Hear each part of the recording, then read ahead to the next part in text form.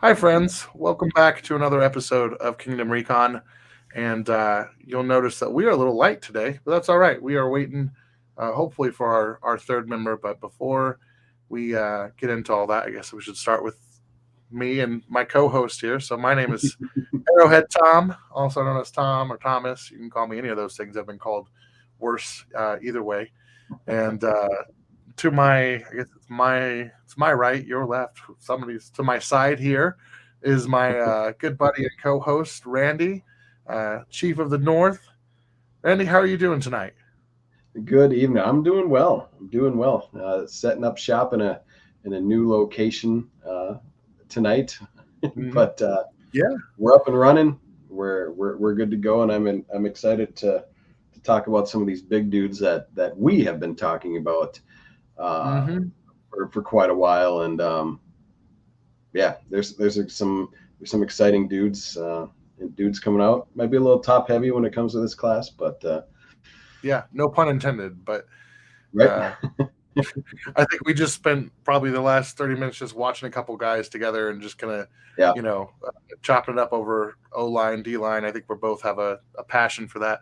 I'm still here, obviously, in the war room of some undisclosed NFL team, or maybe that's just the same green screen I use every week. But yeah, if you couldn't figure it out from what Randy just alluded to, we are talking about the big boys today on the offensive side, which is the offensive line, and not the most glamorous position, but that unit is so important to every team's success. And Yeah. You this can't do class, anything without it. yep, and this class is, uh, you know, it, we said this in the pre-show, like it's hard to scout it early because one, just like every other position, we're not entirely sure who's coming out and who isn't, at this point. But also, some of these guys are going to move spots, right? Some guards are going to be, I mean, most of the time it's moving from tackle to guard. Usually, every couple of years there's like a really athletic guard or somebody who, they want to bump outside or try him here, or a right tackle who they want to move to the left, or a left tackle who they want to move to the right. And so some of it is kind of that fluctuation. And we'll learn, more about that as it goes, as the combine gets closer, as we go through Senior Bowl. Um, gosh, some of my favorite time of the year is watching those one-on-one reps. From Oh, absolutely, Senior Bowl. Yeah, absolutely. The Senior Bowl they got one-on-one, they're a lot of fun to watch. yeah. So just watching those, and so it's always an evolving process, but I think we're in agreement here. Um, um, we are um, we are excited to talk about the offensive line because it is, I don't know, it's a position close to our hearts and it's Right. important. So let's talk with, I mean, when you talk about the offensive line and the um, important pieces or the big pieces, let's talk about maybe the position that is the glamour one of the offensive line, which is left tackle. And there's two guys at the top of this class, and Randy, I know you have a very strong opinion about who offensive tackle one is, and I don't know if I disagree with you. In fact, I would say I don't have much. Um, yeah, I'm kind of, we'll say undecided, but let's start there. Why don't you tell us about your offensive tackle one? Yeah, I mean, I've talked about him since episode one. Joe Alt to me he's literally exactly everything that you look for in a premier left tackle. Um, he's got the size. I mean, he's 6'8". He's a Mm-hmm. lean 6'8". At 315 pounds, like he's still athletic. He's quick on his feet. And, he's a former tight end back in the day. I mean, so he's athletic, good feet, good balance. He's incredibly strong. He's great in the run game. He's great in the pass game. Mm-hmm. He's got the lineage, from his dad John that played with Kansas City for years. Like I literally do not see a downside to Joe Alt's game, um, from a stature to a technique to a mentality. Mm-hmm. Um, yeah, he's got it. He's the dude. It's all Yeah. there is to it. He's my number one OT, and he's been that way since day one this year. So Yeah, I like I said, it's really hard to argue against such a polished and really a blue chip player. I think we could say that pretty confidently. Um, I one of the things that I think does set him apart differently, like, and we talked about this a little bit before. The mindset of an offensive lineman, right, and having that finisher mentality, and I think he was probably taught that when he was still in diapers. He was probably walking around pushing toys over, watching his dad play. So, um, Exactly. Exactly. yeah, so that's a big one for me is that mentality. I think he carries himself as a professional. You just see he kind of puts in the work, the discipline, and so the other tackle that is in that conversation with him, and I guess I'll play more of the advocate for this guy because I think collectively and I think I'm hoping Josh will jump in here soon with us, but collectively our group has maybe not been as enthusiastic as the general consensus on Olu Fashanu out of Penn State is. Not that anyone's going, oh, he's a bust, he's a seventh round, something like that. But we maybe aren't as excited or as enthusiastic as some of the other people covering the draft, and so. But Olu is unique in his athletic profile. I think that is an important thing to know. Or to note, he's a young player. I think last year, he would have been a first round pick if he had declared. And he he does have a lot of like high tier traits. Mhm. One of the things that I heard and we've talked about, like, is he more finesse? Is he more? Does he have that same finisher? And I think he has it. It just kind of comes in bursts more than Joe Alt is just always looking like he's almost like a um, there's kind of a running joke in Chiefs Kingdom that Joe Tony is a cyborg and he just built in a lab to block. Joe Alt kind of reminds me of that. It's there's no like off switch. It's like the same rep every time. Where I think Right. Olu is more he gets the job done, but it may not be as consistent of a process every time, if that Mhm. makes sense. Right. And I think he does have again those athletic traits, which are great, but is that same level of technique, is that same level of um, you know polish that we see with a guy like Joe Alt?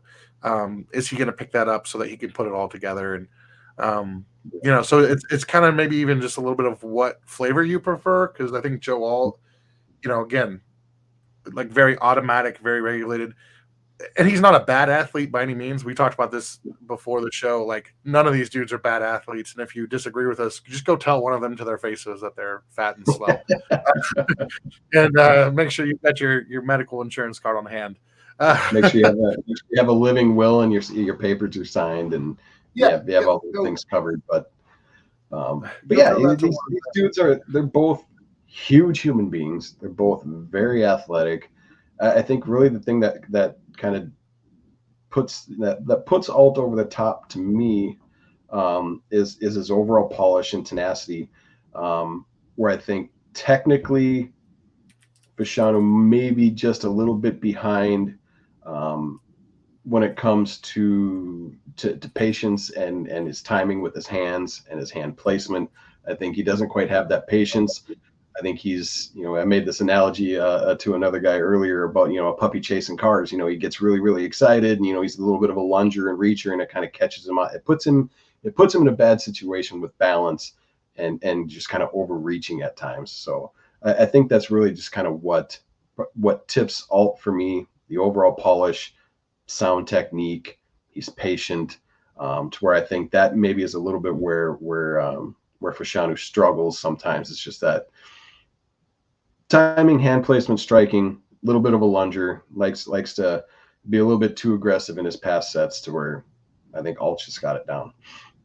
Yeah, and I agree. I think that it's like, again, could Fashano be a really really really great tackle if he learns those things? Oh, for Sure, sure, for sure. but it's hard to, especially in the draft, it's hard to look at that and go, I think I'm going to go like Joe Alt. I think is as polished or like you said, as blue chip as you're going to get.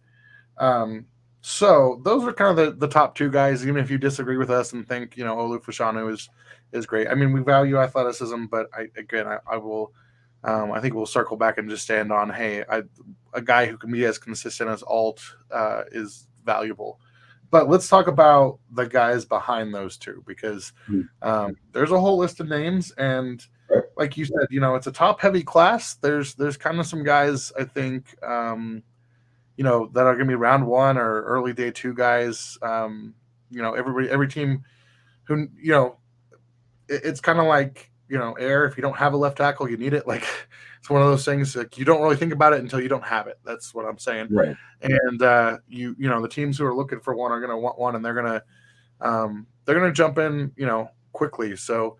But Yeah. before we get into that, where Josh has jumped in here. We're gonna bring him right on in. Bam! Look at that magic trick. Josh is now here with us, Sweet. just in Yeah. time to tell us. Josh, Speak, we just speak of got the done. devil, and he shall appear. Yeah, Yeah, right. we just got done telling everybody how much you love Olu Fashanu and think he should be the number one overall pick. Yeah, And of course.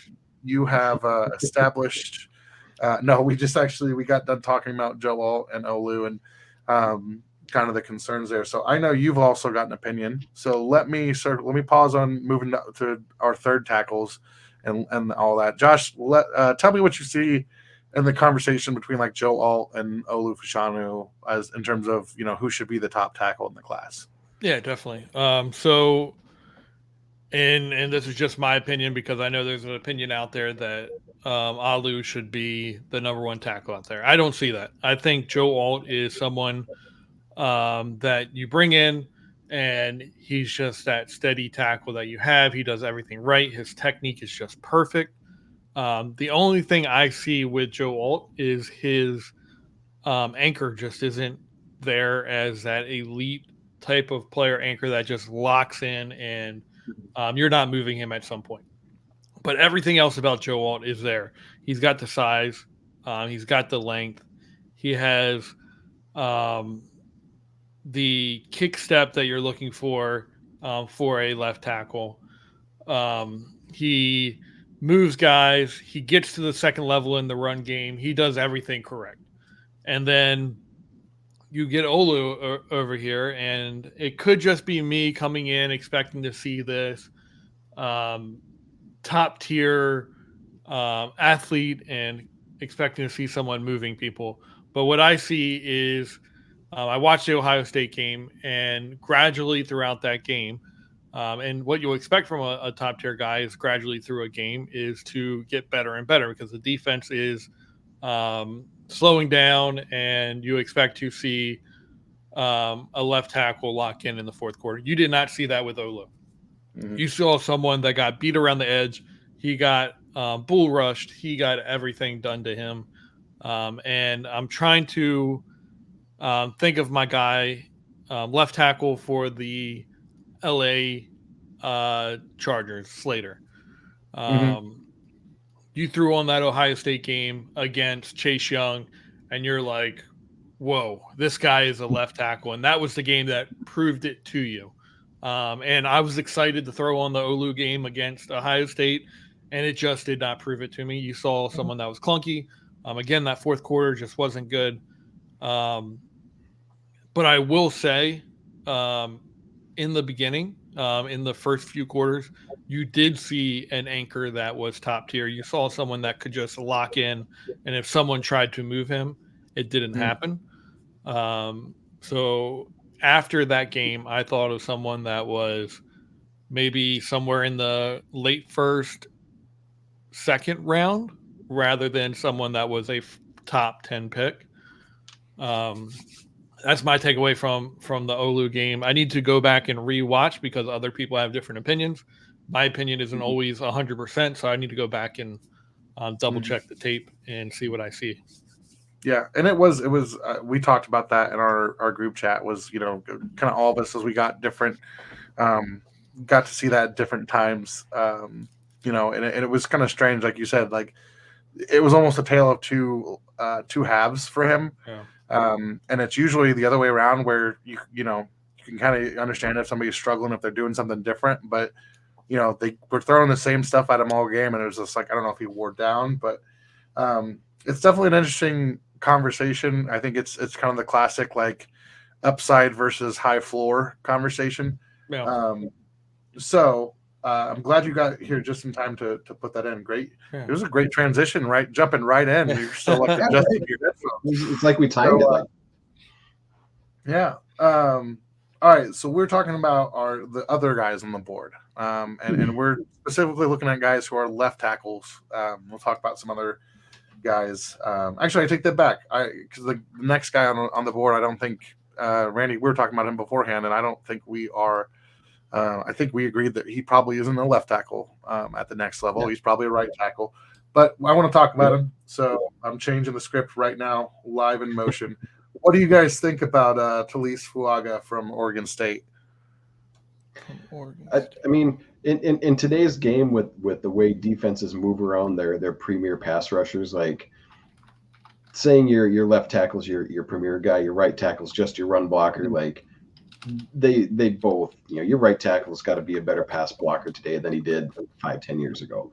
But with that being said, I think Mr. Fuaga is really kind of tailor made and set in that old right tackle mode. Like he's a serviceable pass blocker, but I think he excels in the run game. He's the road grader. He's the get your hands on you and you're not getting away. I'm going to try to put you on the ground and then I'm going to find another guy to hit. He's got that mentality that we were talking about pre-show that, when it comes to offensive line play, if you have a dude that has that mentality that wants to go out there and hit people and put a guy in the dirt, like that's the guy you look for. He may not be the best pass blocker, but you can work on that technique and that and all those things, his hands timing, his balance, his kick, everything. You can work on all that stuff. But it's that mentality, the way those guys are wired in their heads to want to go out and hit somebody and put someone in the dirt, that's harder to find. So I think you can turn a road grader into a better pass blocker than I think you can put a pure pass blocker into a run blocker. So I like Fuaga. Does he have some downsides to his game? Yeah, especially in the pass blocking. He's a little bit slow in his step. He doesn't have great timing. In his punches, I think he falls for some false moves more often than he should. But then that's his mindset of being a really aggressive run blocker that I think gets him in trouble a little bit in his pass set. So another one of those, puppy chasing cars, like he's super excited. He gets out there, he goes after him. He's not quite sure what to do when he gets there at times. But there are a few guys in this draft class that are better than he is once he gets his hands on you in the run game, in my opinion. Yeah, and I agree. I think that was one of the things that stood out. Like, you use the puppy chasing the car. Like, what do I do now that I have it? Now that I've caught it. I said, like, I watched him and he was just like, he would block a guy and it was almost like he was just so ready to go hit somebody else that he didn't even finish that block. He was just like, right. All right, I got one, I got two. Let's see how many guys I can hit in one play. Which, finish, there's a part of level one before you go looking for number two. But love the enthusiasm. I love the mentality. But he's got to refine some things and have a little bit of patience. Yep. Yeah. Like I said, you love the mentality of like, I just want to wreck things. But to your point about some of the like movement stuff, I was impressed with his footwork. But I just think he is naturally not going to be the guy who's going to be able to do like just, without some really big adjustments to his game, like keeping up with some of those speed rushers off the edge or, some of the if you're bringing, outside guys, linebackers, corners, safeties on blitzes, that might be a struggle, that pure speed to pick those up. But like you said, there's some mentality here. Josh, I don't know, how much have you even had a chance to look at Fuaga? I know he's kind of a name that has just kind of recently been put on my radar, and we talked about him a little bit pre-show, so you might be at a disadvantage here. But so in my process, I'll watch a bunch of players and I'll just go down the top five and watch a few snaps of someone. And I did watch a couple snaps of him. And like you all said, he can't get beat around the edge. My question is, just from the initial few drives that I watched, is he someone that you push inside, put him in a phone booth, and allow him to use his amazing blocking ability in the run game, but then don't give him that outside where he has to get beat around the edge. You put him in that phone booth, and he's just doing what he does great. Mm. Is he a tackle, or do you slide him into guard? That would be my question there. Yeah. I mean, I think he could be a really good tackle with some coaching and stuff. Yeah. To what you just said, I think he could be an elite guard. Especially the way he is better in a phone booth. He's better going forward than backward. But I think he is athletic to play. He's athletic enough to play outside. Yeah. But to your point, he could be elite if you bump him inside a spot. So yeah, and I think so. I still early player comps. We can talk about how much of those are worth. But the guy that I told Randy that kind of came to mind, just prospect wise, was Ike Ekwonu from. He was the guy who got drafted by the Panthers. Has not played out as well as they want. I had him as a guard. Yeah. Yep. And that's where I was like, just in terms of the skill set and the mentality, like some of those things that they just reminded me. My first initial impression is very similar.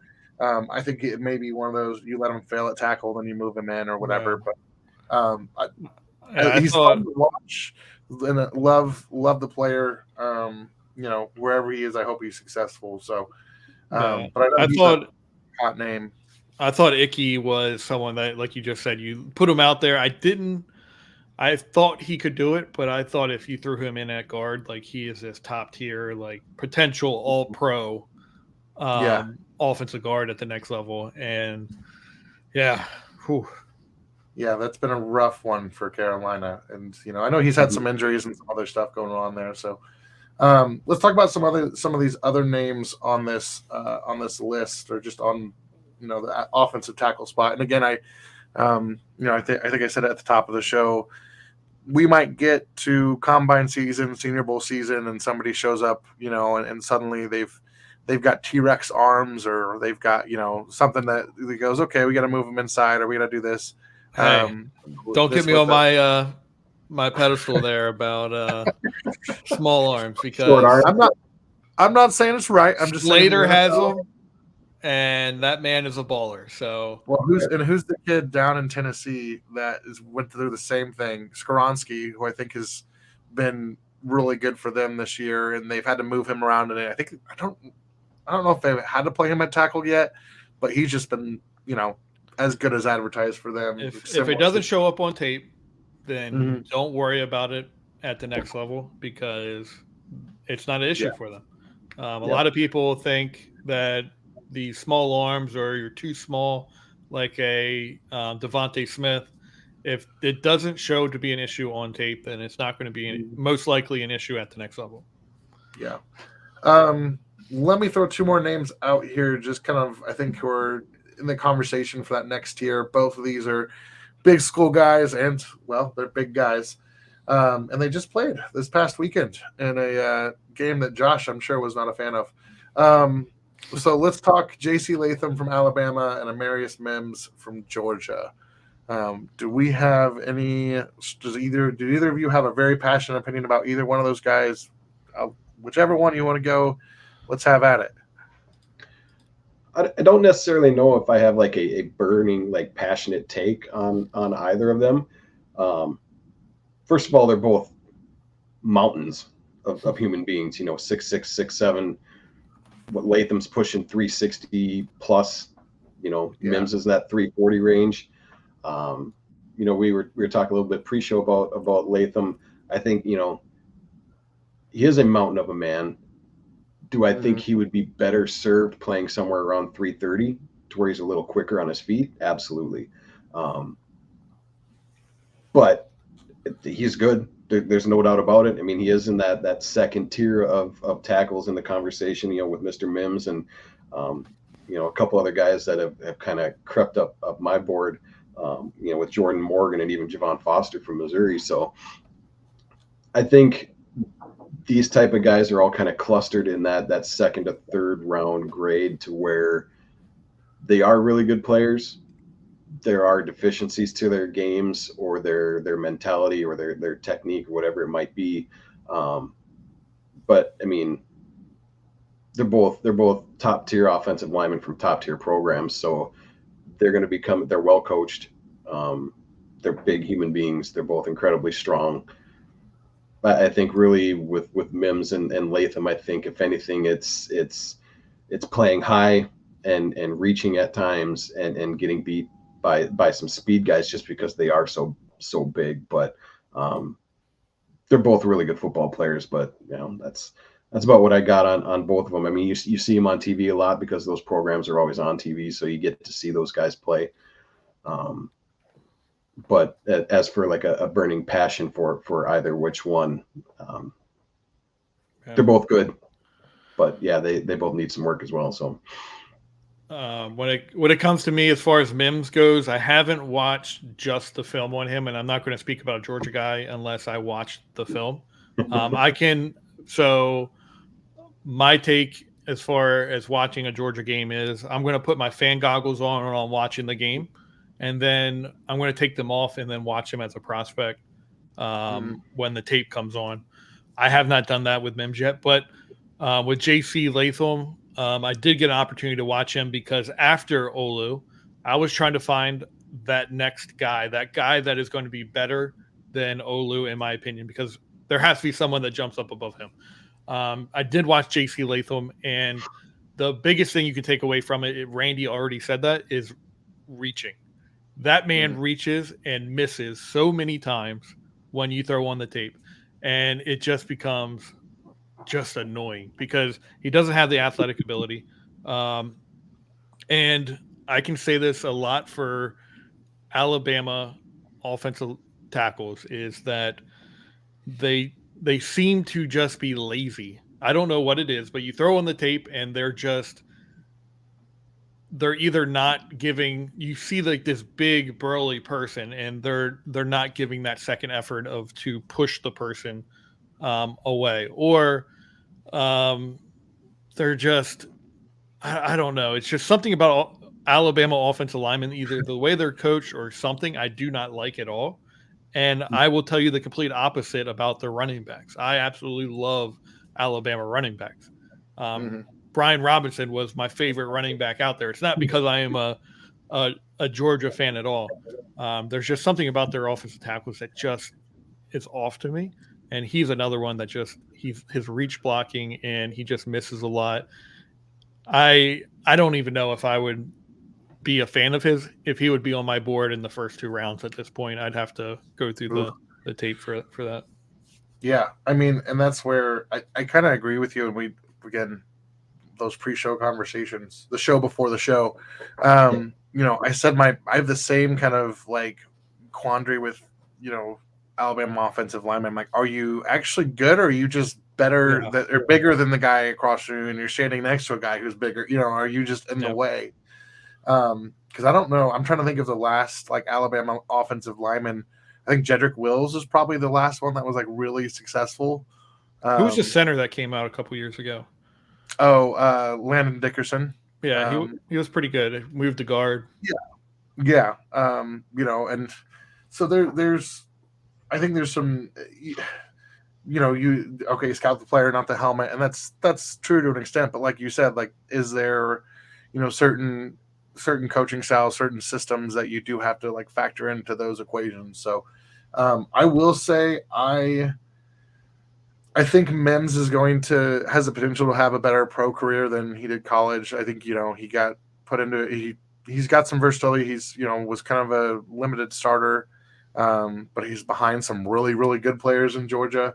And then he got injured early this year. I remember that was last year. I'm sorry, but he's from what I have seen of him, I think he's pretty good pretty quick on his feet. I think there's similar issues like hand placement and that kind of things that need to be developed. But some of that has been okay. You're going to play backup guard. You're going to play backup tackle. Now you're going to be left tackle. Yeah. Now you're going to be this. So he's just kind of learning those positions. But I like the physical profile there. So we are burning through time here. I just want to give you guys a chance to talk about we'll say your day 2 or later, who is your favorite tackle prospect that's not going to go on day 1? Ooh. I know there's some names here, so that's the good news. I'll buy you guys some time because I threw this question at you without giving you a chance to prepare. We've talked. There's been a couple guys that like I've really wanted to like this year. That I just like. You watch them and you're just like, I can't in good Yeah. conscience like actually like him. It's like I want you to be better than what you are, and there's a lot of projection involved in that. But a guy that I've recently kind of, we'll say, I'm going from like indifferent to kind of more warming up on is Tyler Guyton out of Oklahoma. Um, I talked a little bit, pre-show with Randy about him. Very similar to the two guys we just talked about, 6'7". He is in that like um, 320, 330 range. And there's something. So you can talk about colleges that produce good offensive tackles. Oklahoma just seems to have a good, like you get part of their system, but you just end up with a guy who just kind of naturally knows how to pass block. So I think he's intriguing, and again might be a guy who has a better pro career or makes some more buzz. Could be that guy who um, sneaks into the end of round 1, but probably is more of a day 2 guy. And I'm thinking of there was a guy last year. There's 2 tackles last year from Oklahoma. One ended up in Kansas City, Wanya Morris. And I'm trying to remember the other guy, Anton Harrison. So, He's playing really well down in Jacksonville. So yeah, yep, and that's their thing. That Oklahoma just feels like they're always good to churn out some solid tackles. Like there are some things again as a limited starter, as a guy who probably has some room to grow as he gets more experience and more reps. There's plenty of that, but definitely a guy who I think is trending in the right direction in terms of his draft stock and where he's going to make money. So I have stalled as long as I can talking about Tyler Guyton. Oh, I will also add, again, without measurements, his arms looks like he's got long arms, which again, like it looks like he uses those well. So, like Josh said, we don't necessarily want to hold it against him, but I do want to give it credit on tape. Like the dude looks like he could tie his shoelaces standing up. So, all right, Randy, I know you're eager. I know exactly who you're going to. Well, I think I know who you're going to, but here it is. I alluded to him just briefly earlier, but Jordan Morgan from Arizona has kind of climbed the ranks for me as a guy who, one, I didn't know much about to begin with. Arizona's been much better this year than I expected them to be. And Jordan Morgan's one of those guys where I talked earlier about mentality of wanting to put a guy in the dirt. Like Jordan wants to hit somebody. He wants to put that guy in the dirt, and then he wants to find another guy. He's going to put him in the dirt, and then he's going to look for a third guy if he can. Like he's got that streak in him to where, he just plays like a dog, and he's mean and he's nasty. And I love that as an offensive lineman. I've coached O-line in the past. It's that mentality. You have to want to fight in the trenches every single snap, and that I think Jordan's got that. So, he's got great size. He's 6'5", he's 325, 330-ish. I think with his size, I think he relies maybe a little bit on his size too much and maybe not his technique. And I think he does need to get just a little bit stronger. He doesn't hold up as well to guys that get underneath him with a good bull rush. I think that's probably his weakness at this point. But one of those guys, the more I watch, the more I like the way he fights and he plays not to the whistle, but through the whistle, which is something I always taught my guys. Like you don't stop until you hear that whistle, and then you give a final shove just to let the opponent know that you're still there, type thing. So I really like the way Jordan Morgan plays. A guy that had maybe a little bit more hype to him than I think is deserved at this point is Mr. Patrick Paul from Houston. I think he has slipped in my rankings considerably trying to watch him run block because he can't. He's not very good at it at all. He's 6'7", he's 315, so he's, if you can say slight or slender, in his build is at 6'7", 315. I don't think he's overly strong.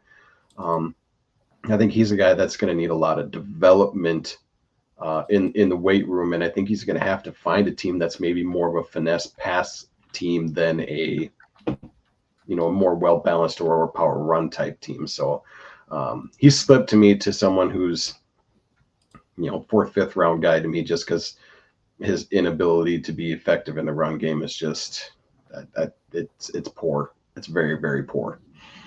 Yeah, I think all three of us are big fans of Jordan Morgan. In fact, you guys probably heard me snicker a little bit because Josh put in our chat, "That's my guy." I was like, "Yep, that happens."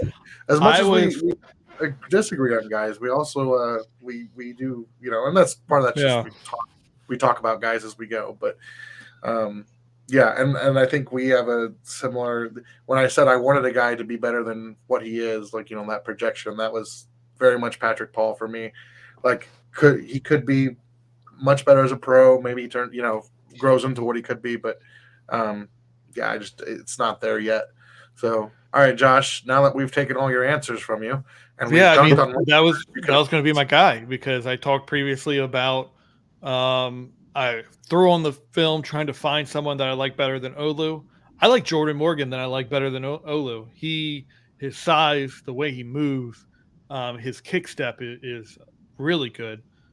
His ability to get to the second level, he moves just really good. He's light on his feet. I think he's like 6'5". I think it says 325, but I think he's a little heavier than that. He's built like Andrews Pete.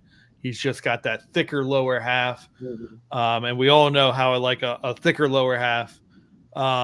He's just like yep, there's an audio clip. We're gonna cut that one out. He's got everything you're looking for in a left tackle. If you were to say, I want size, I want athletic ability, there is some technique that he needs to work on, but I think he can work on that and get a really, really good football player. I think a lot of people are sleeping on him. And my situation through this was, as soon as you said, figure out your guy that's not going to be a first round pick, I'm like, well, I think Jordan Morgan is going to be a first round pick. And I think he's going to be maybe a top 15 pick, because he is that good. In my opinion, I would take him top 15.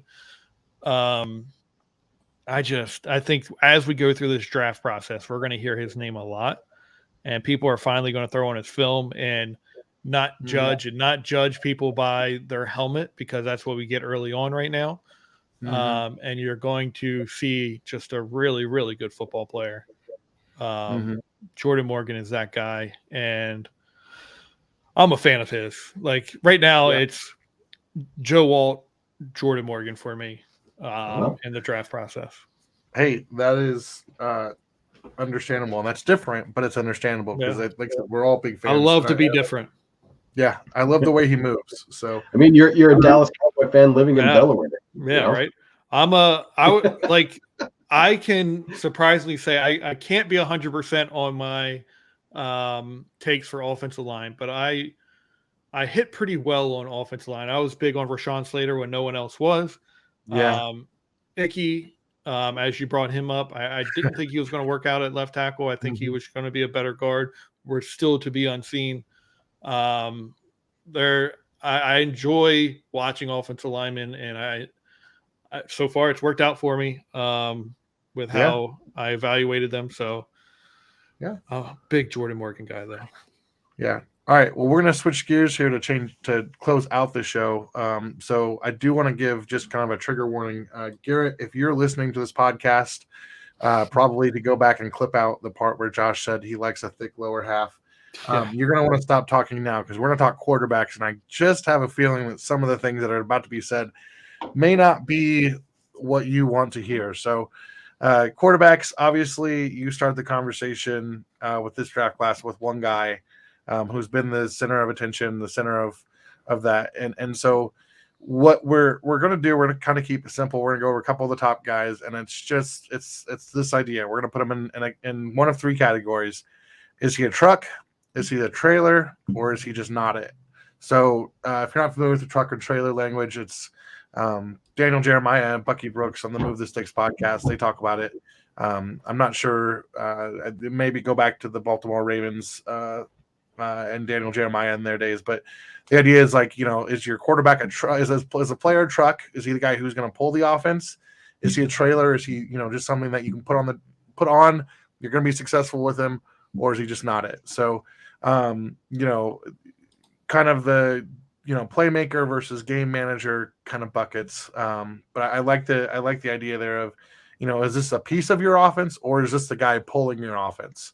Really directing things. So let's start with Caleb Williams out of USC, who's been compared to some really good quarterbacks, who has had a lot of hype for over a year now, and probably some unrealistic, some unfair expectations for the situation he's in.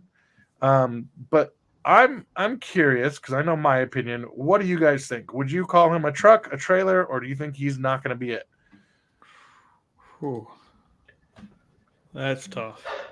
I can tell you, I mean, the verdict is out for me still. Because you go back and you watch the film from last year, when he won the Heisman, and the kid's electric. He does things that a lot of quarterbacks just don't do, and he does a lot of things that you tell quarterbacks not to do, but he still does that well too. But I think this year, I mean, he started out hot like that, making all the throws, making things look super easy, showing off that huge arm and the way he can improvise. And everyone throws around he's Patrick Mahomes-ish, which is indeed unfair to him, and I think it's unfair to any quarterback at this point, because Pat does Pat things, and only Pat can do those things. But going back to the college kids here, I think a lot of that improvising and stuff has gotten him in trouble this year. But I also think a lot of that has to do with the subpar play of his offensive line. He's been sacked a lot this year. It's over 30 times, 35, 39, something like that. So he's had to improvise, I think, more this year than he did last year. And I think he's tried to play that hero card way too often, trying to do too much instead of just playing within the system, which has also gotten him in trouble. But with all that being said, like, he's still really freaking good. Like, he's just shy of 4,000 yards. He's got over 30 touchdowns. He's only thrown like 5 or 6 picks. So it's not like he's been incredibly careless with the football and done some really stupid things. It's just, I think we put him on this pedestal at the beginning of the season, expecting that everything he was going to do was going to be straight through the roof, awesome, exciting, with no flaws whatsoever. And the second half of the season just hasn't been that. And I think maybe it's just some of the overall skill set or the overall talent of maybe USC this year in the offensive line, which has gotten him into a little bit of trouble. So, I mean, that verdict out, is he a franchise going to carry you there, or is he going to need some help? I think maybe right now he's going to have to get into the right system with a creative football coach that has a good offensive line that's going to protect him and let him maybe process the game a little bit slower and not have to run around as crazy so often early in his career. Josh, do you have anything you want to add to that? Yeah. So going back to that Patrick Mahomes situation, he wasn't a winner, Patrick Mahomes. He played for Texas Tech, but it was evident out there he had no offensive line. His receivers were awful, and he had to constantly just throw the ball and play hero ball because his defense was awful. So it was just Patrick Mahomes.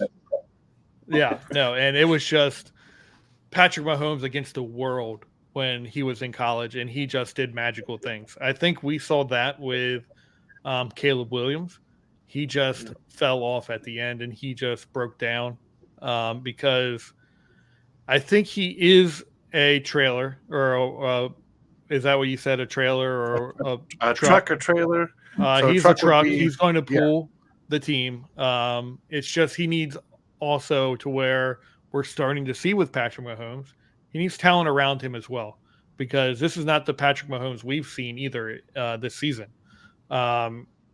I think every player needs help, and Caleb Williams isn't getting that help this season. But he is a special, special guy. And anytime anyone asks who the top quarterback is, it's Caleb Williams because he's doing things that other quarterbacks just aren't. And he's just a magician at quarterback. So I think he is a truck.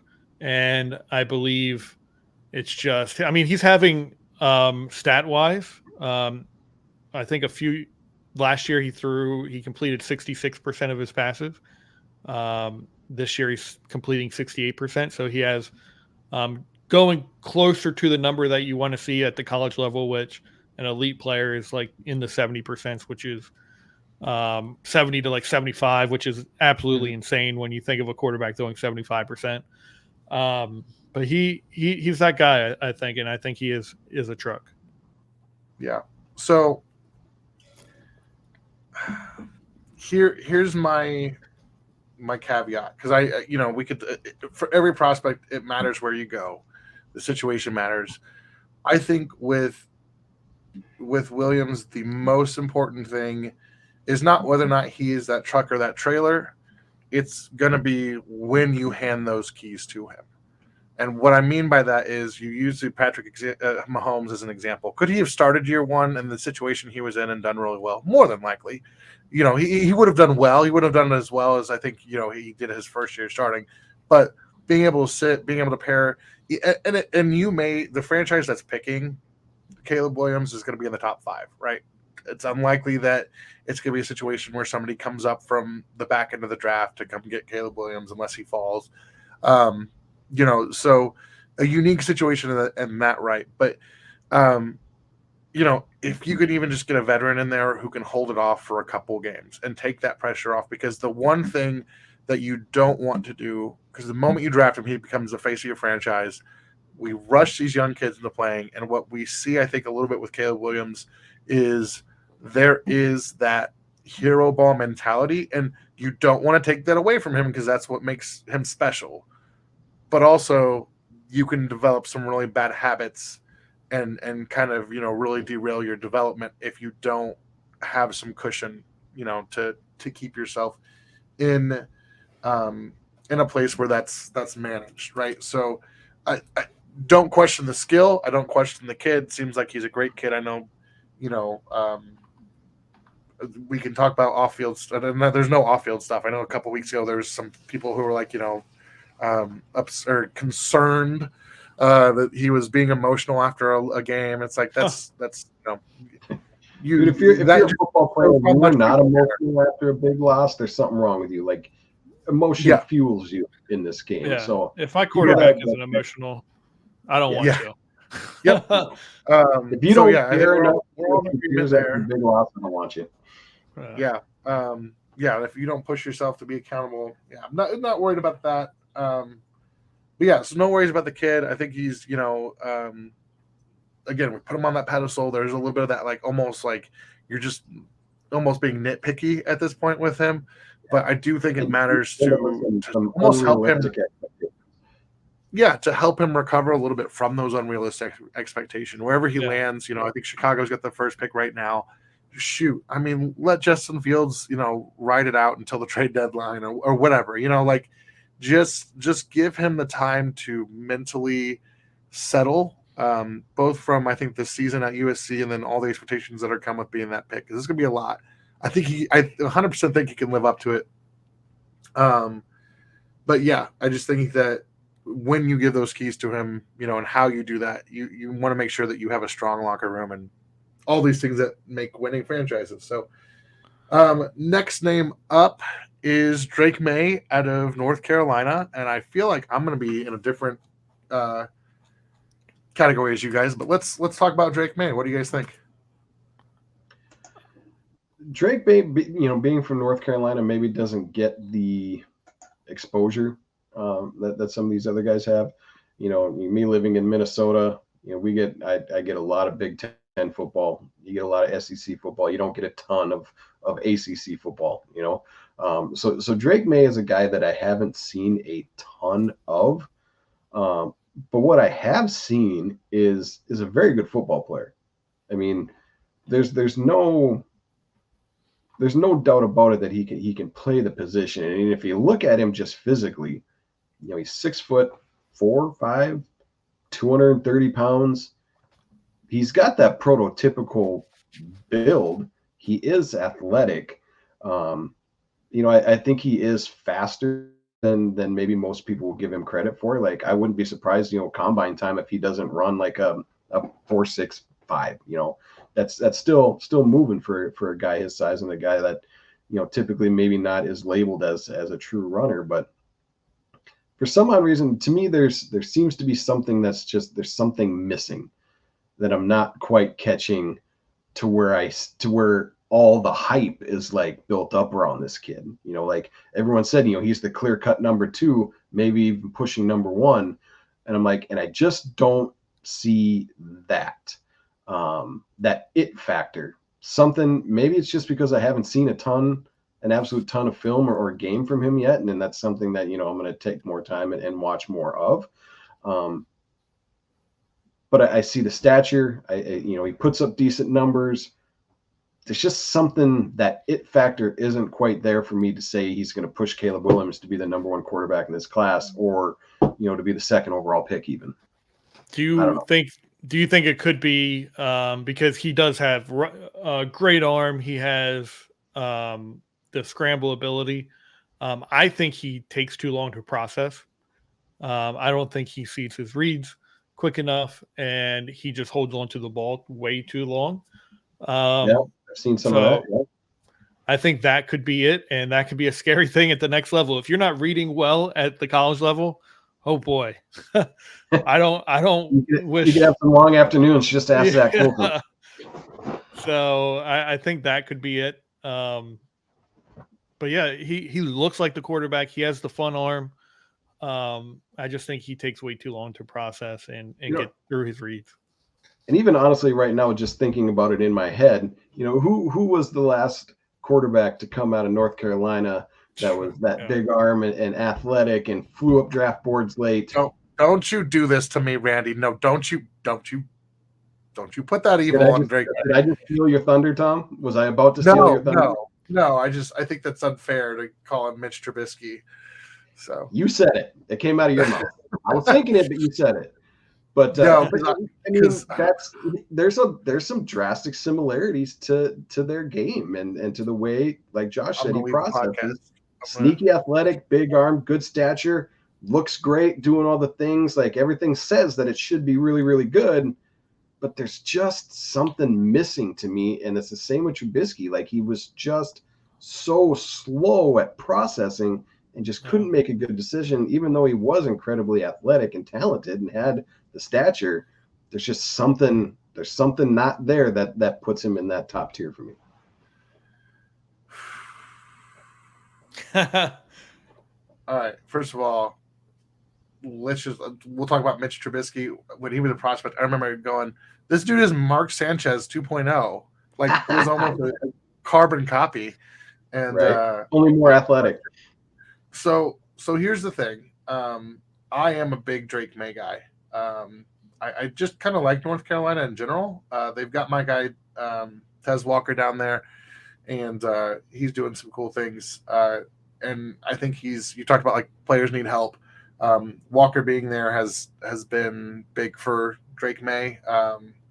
He lost some talent in the draft last year, and then Walker was like, they weren't going to let him play, and then they finally did. I hear the processing stuff. I hear, you guys were talking bad about my guy, so I turned on some tape. I'm literally watching the clip of watching him against Miami, and Tez Walker was phenomenal in that game. But the arm talent is real. I think the processing stuff this year comes a lot more with, like, just being out of sync with some of his guys. I think if you go back to last year, you see some more smooth stuff. Honestly, I think the way the draft falls right now, if he ends up in, like, New England, man, I think that's such a good, like, situation for him. I'm I'm a fan. The one thing I don't know, we talk about like being a winner. The one thing that he doesn't have that big time college moment, like you said, like that it factor, that like, okay, here it is, games on the line, even in like a smaller game, and maybe somebody could correct me if I'm wrong, but um, you know, I would like to see I would have liked to see a moment where he is like, all right, here I am. My team needs me. I'm putting the needle, threading the needle and putting the game winning score on the board. It's usually been all right, we beat these guys up, or, we get really kind of, the lack of talent around him is very apparent. So not to let him off the hook for some of those things, but, where I agree that the it factor part, I want to see him punch above his weight class, a little bit more, but I think he's got all the tools to do it. So I'm going to go ahead and be bold, and I'm going to say I think he's a truck. I think he's a guy you can put in charge of your offense and can get you there. So let's talk. Yeah, bold. Yeah, especially after you called him Mitch Trubisky. We're gonna. Called him Mitch Trubisky. I just thought it. I thought it. Yeah, you just thought it. I'm gonna do nothing but send you Drake May highlights for the next week. Just hey, do it, man. I admitted it. I got to watch more of him to have a more informed opinion. I'm just saying that's my gut on him right now from what I've seen. Yeah. All right, let's talk. This next one's going to be maybe interesting because I think he's very likely the Heisman winner this year, and he's shot up draft boards and just phenomenal season. Let's talk Jaden Daniels out of LSU. I don't want to go first on this one, so somebody else do it. Yeah, no. I think Jaden Daniels has the athletic ability that you're looking for. Obviously, he's 6'4", somewhere 200, 210, somewhere around there. But he runs really well. He moves out of the little pocket. He throws well on the run as well. His long ball is just a thing of beauty. He might have the best long ball in the draft now. He also trying to think totally here. He just has everything you're looking for. He has a very good arm. He has he reads. I think he reads very well. He has a quick release, and the thing that I struggle with him is going to be his technique. His technique just isn't the same every time.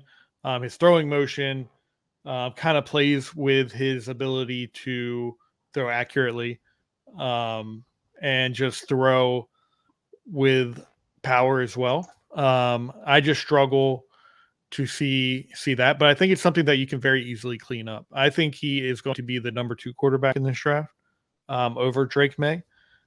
Because he has everything that you look for in a quarterback in this era.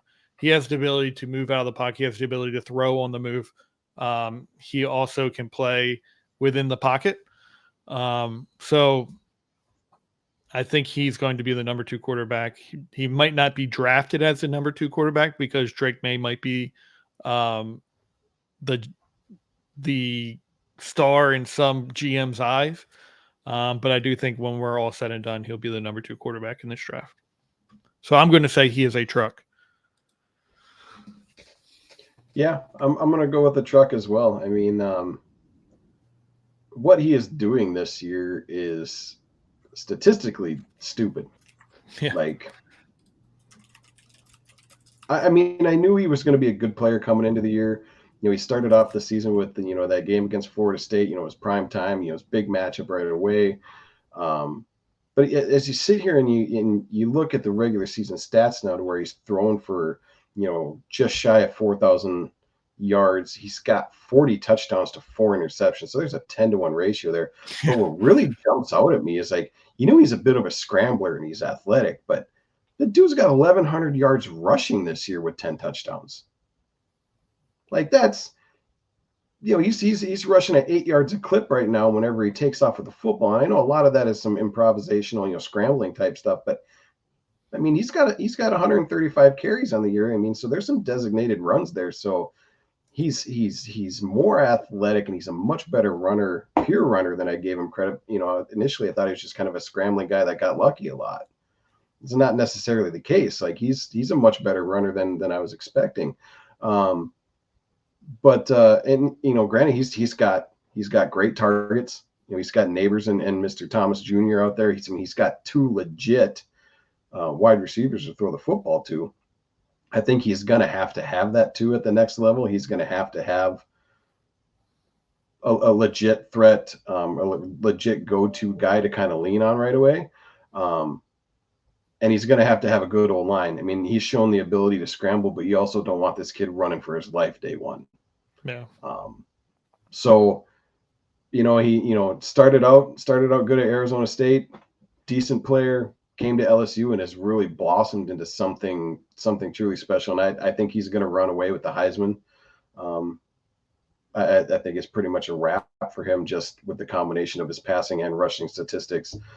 This year, it's just, I mean, it's video game numbers. It's kind of crazy, but I don't necessarily know if when it comes to like GM draft boards, if he's going to get stacked number 2, because I do think for some odd reason that Drake May is still that guy. Mm-hmm. You see the crazy numbers that Bo Nix throws out this year and Penix. But I do think Daniels is probably that 2A to Drake May's 2B. When you stack them, if right now, if I'm asked if I have to choose between the two, I'm gonna take Daniels just because I think his upside is just ridiculous. Yeah. Well, this will be the last episode that I invite Randy and John. No, I'm just kidding. Man, what has become the Drake May slander podcast? I'm not even that big of a fan of Drake May, but I feel like I gotta defend the kid. No, Randy said a lot. One of the things that, well, first of all, there's been a huge jump this year, right? Not just statistically, but when you watch Daniel's, like his comfort and his control of the offense, it's night and day. One of the biggest things is, throughout his career, he's taken care of the ball pretty well. There was one year in Arizona where he his last year there, he kind of split, 10 touchdowns, 10 interceptions. But even last year, while he's learning a new system, only 3 interceptions, all season, only 4. And like he was throwing the ball, about 30 attempts a game. So 27.7 last year, 27.3 this year. But he jumped last year is 27.7 attempts a game, 208 yards a game. This year it's 27.3 attempts and 317 yards a game. So right. Yes, the receiving core helps him. But I mean, and this is what you want to see from like your college quarterback, right? His completion percentage is absurd, 72% right now. Like I said, video game numbers. I think a lot of that too this year for him is that he was sacked over 40 times last year. And I think that number this year, the offensive line has played much better, which I think has allowed him to process more. Just have some more confidence in being able to sit in the pocket and not have to fear for his life. Yeah. So I'll agree with you guys that he's a truck and that he is QB2B to Caleb Williams. So we are over the hour mark. I want to ask this question and we'll wrap with this. Are there any other trucks in this draft class at the quarterback position? We'll have to revisit the rest of the guys on this list, but is there anybody else at the quarterbacks that you look at and that's a guy that I want to lead my franchise? Ready, set, go. I will say that the guy that I talked about, we had that little pre-show of guys to look for, and I mentioned my guy Bo Nix early on. I think he is a truck with an asterisk. I think he needs to sit his first few years because I think Auburn kind of messed him up a little bit. We saw his transition to moving out of Auburn, playing at Oregon, and he improved greatly. A lot of people didn't even know if he was a starter at the end of Auburn, but he is a 5-star athlete. He goes to Auburn, and we're talking about Jaden Daniels, 72%. Bo Nix is throwing at a 77% completion rating. He threw 40 touchdowns, 3 interceptions. Like his numbers are insane. And It's just I think he needs to sit and learn the game a little more. But by the time that is done, he is going to be a truck. And I would love to see him go to a team like the Rams and sit under a Sean McVay and just learn and learn and learn. And I think that would be a beautiful thing. Right. Yeah. Bo Nix is a dude.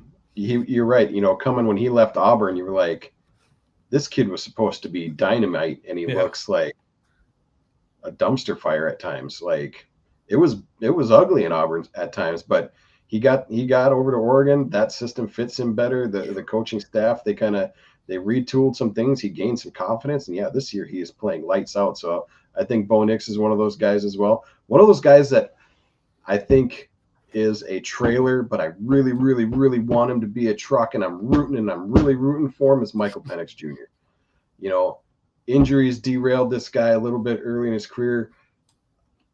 But, I mean, don't get me wrong. Dude's got some skill set guys around him right now that are playing lights out at Washington, too. Like, he's got 3 legit wide receivers. He's got my boy Rome, who everyone knows that I'm a huge, huge fan of. But he's got some skill. He's got a big arm. He's super athletic. The only knock is the medical and the durability. And I think he's going to have a trio or some really good skill players around him to elevate. But I also think he's going to have maybe a year or 2 to sit as well to kind of process and learn the NFL game. I think he needs to tighten up his release. I don't like the way he lets the ball get away from his body. His throwing motion is just a little wonky, little sidearmy and out there for me. But big fan of Michael Penix. I'm really, really rooting for him to be a truck. But right now, I gotta say it. I think he's a trailer. I want him to be a truck, but I'm a big fan. Hey, I like that. I'm also a big fan of Michael Penix. I just wanted to mention one more guy who I think is a truck, and I don't know why nobody's talking about him. Spencer Rattler from South Carolina. I'm just kidding. I can't even finish the joke. See, now you're trying to trigger me right now. You're trying to set me up for something to say something I shouldn't say. You forgot Shador Sanders. Spencer Rattler. All right. So on that note, we're gonna get out of here before all the chaos erupts and we lose our podcast. So, hey, if you have stuck with us this long, first of all, thanks for putting up with some of the strange things that have come out of our mouths. We appreciate your support. We appreciate your, the time you spent. If I could ask you to do me one other favor, because I didn't beg you earlier in this episode, if you've already spent an hour and 7 minutes listening, why don't you take another 3 minutes and go follow us, like us, leave some comments, give us a follow on Twitter. I am at Arrowhead Tom. Randy over here is at Chief of the North. Josh is at Josh Wingate 302, not 702. I always type in 702, but it's 302. I'm always typing in your numbers. I know there's like the 39. I don't know. So Josh Wingate 302. We are on Twitter at Kingdom Recon. We're trying to get those followers up. We are working on making sure we're out there and being more visible. We've got some other things coming down the pipe. But thank you as always for listening. Thank you for supporting the show. And we will be back next week talking about a bunch of other important things. We're going to be talking about defense here soon. So, which is my favorite. So we'll see you guys next week.